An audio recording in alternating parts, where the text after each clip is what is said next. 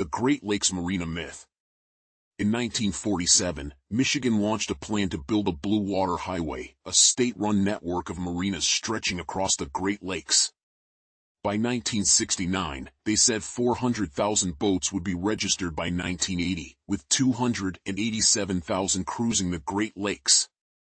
In essence, they were telling everyone that is the federal government, not the people.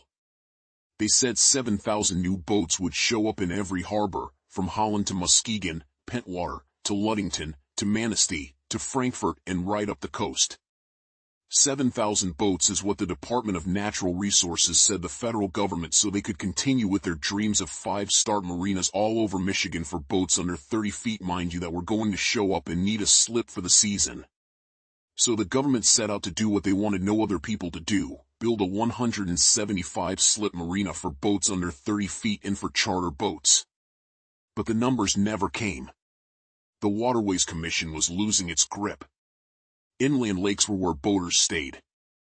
Small boats never flooded the Great Lakes. So the DNR found one last tool to save the vision: salmon.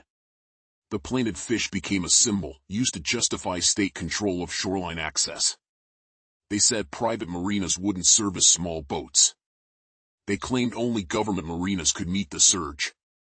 It wasn't true. The salmon boom brought hundreds of boats, but spread across thousands of miles of shoreline. In Ludington, there were 175 slips in 1975. But in 1980, the DNR and city built another 175-slip, 5-star marina with waterways funding, claiming private marinas like Ray's didn't want boats under 30 feet. Nobody was asking for that. They built it to justify the control. They said they needed $80 million just to begin. But the piers were built by the U.S. Army Corps of Engineers. The Waterways Commission took the credit and the power. Meanwhile, cities like Ludington dumped sewage into Dow's old unlined ponds. PFOS. Ammonia. Chlorides. Decades of contamination. No oversight. No liner.